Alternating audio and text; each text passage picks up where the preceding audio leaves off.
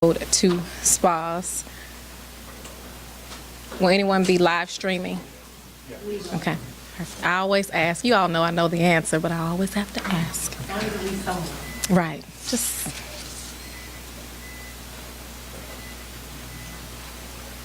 All right.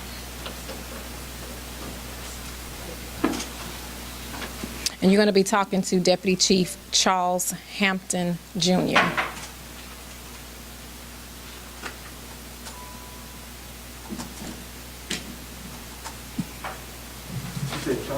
Charles, common spelling, Charles Hampton, Jr. He's Deputy Chief.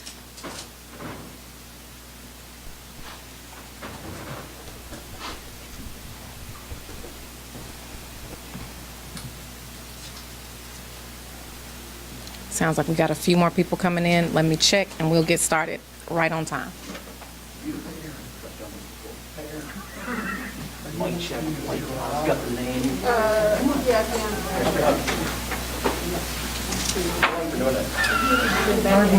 Right when you come up, oh, you want to start. I never thought we're hearing your voice. You do not? Oh, where? Oh, you're. Charles Hampton. Yes, Charles Hampton, Tommy Dillon, Deputy Chief. The city of speaker.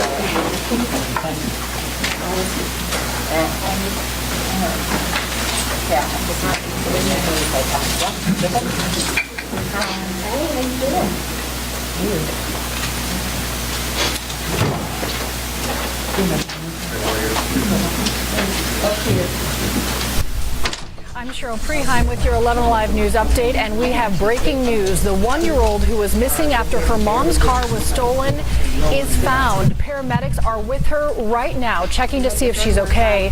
She went missing more than 12 hours ago. Police arrested a teenager in connection with the Amber Alert in DeKalb County. That Amber Alert was issued for one-year-old Royalty Grisby this morning after a car was stolen with her inside. Police say her mom works for DoorDash and had been with the child who was sleeping in her car seat making a delivery in Stone Mountain. Police believe that order was a hoax. They found the stolen car around 9 a.m., but there was no sign of the baby. There was no car seat in the car either. So a terrifying few hours. But again, Royalty Grisby has been found. We have a reporter on the scene. We will have much more on this breaking news story for you coming up at 5 and on 11alive.com.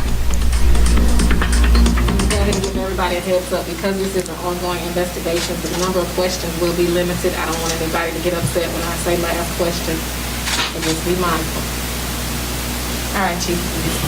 All right, Deputy Chief Charles Hampton, Jr., Hampton. Good afternoon. First, again, I would like to offer my condolences to the families of the victims of this tragic incident. March 16th, a total of 8 innocent lives were violently taken by the hands of one lone killer. The Atlanta Police Department continues to offer our support to the Asian American and Pacific Islander communities. We've been in contact via Chief Bryant with many of the civic leaders of these communities. As you all know, there was definitely a joint operation that led into the swift apprehension of the suspect. Within 3 hours of our last homicide, this individual was captured. And it could not have been done without the efforts of our state and federal partners. As a result of that, though, we still have an investigation that is still ongoing. Our investigation is separate from the Cherokee County's investigation. Our investigation is slightly different. We had 4 Asian females that were killed. And so we are looking at everything to make sure that we discover and determine what the motive of our homicides were. So it's just very important to let you know that we are not done. In most cases of homicides, we don't have a quick apprehension. There's usually a lengthy investigation, especially when there's involving multiple victims. And so, again, we're still working very diligently and to ascertain all the facts so we can have a successful prosecution, because that's what's most important now. I was hoping that we would be able to release the names of the victims, but we are not able to do that this time. And the reason is we need to make sure that we have a true verification of their identities, and then that we make the proper next of kin notification. And so again, I thought we were going to be able to do that, and out of respect of the lives and of the family, we want to make sure that we do that privately before we release the names of our victim publicly. Again, we can have a couple of questions, but again, it's very important that everyone knows that, our investigation has not concluded and is still ongoing.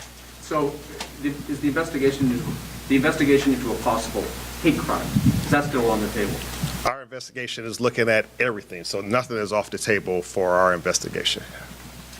We got a lot of reaction yesterday after Cherokee investigators said that right now they don't think it's a hate crime and that this suspect had a bad day and said some things about sexual addiction. And some people criticized that for them saying it so early and for what he said. I know you cannot speak for the people who said that, but what is APD's position on that?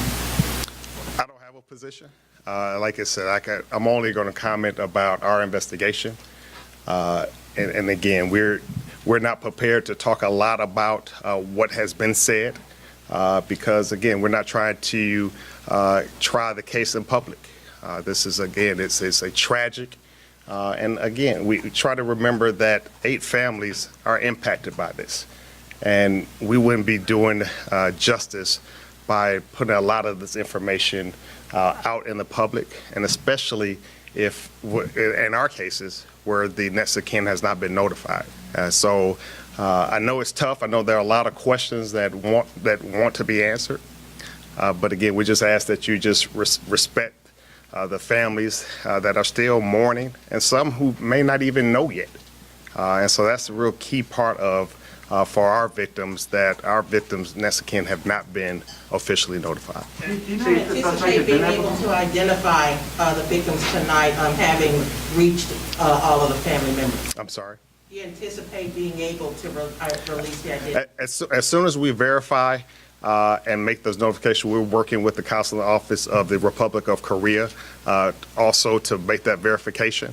But as soon as we are 100% sure and notifications have been made, we will definitely release those names. So that'll likely go beyond today? Yes, ma'am. And is that the main thing, because they're in a different country, they're from a different country, that's the main holdup? That creates part of the delay, yes. Is there any indication that the suspect had been to those spas before? I'm sorry? Is there any indication the suspect had visited those spas previously? Right now, early in our investigation, it appears that he may have frequented those locations, yes. Both of them? Yes. Frequently? Yes.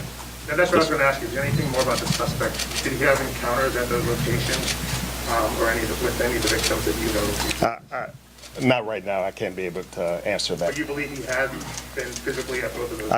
I can say that he had frequented both of those locations, yes. Are you able to say that he targeted the specific individuals that he actually shot and killed? I would not say that. Again, I would just say that unfortunately they were at that location. I can't say that he specifically targeted those individuals. But what I will say is that he did frequent, as the question keeps coming up, that he did frequent those 2 locations within Atlanta. And is it also, is part of the problem in identifying the victims, do they not have any family members in the United States, or all the family members overseas in Korea? I'm not saying that. Again, we just want to make sure that we do our due diligence of that. Some family may reside stateside, some may be even here in the Atlanta area. But again, we want to make sure that we do our due diligence to make sure that the identification of the victims have been handled first. Have you ever been called to those locations before? I'm sorry? Had police ever been called to those locations? Again, I think that was addressed last week. I mean, we've had we've had some incidents there, calls there, but again, that's not why we're here, so. Any word on how the suspect got his hands on the Last gun, question. the 9mm gun, considering his reportedly mental illness? I'm not sure about any mental illness. All we do know is that he did purchase the gun the day of the incident. Have your Thank you. investigators Thank interviewed you. the suspect? Have your investigators interviewed?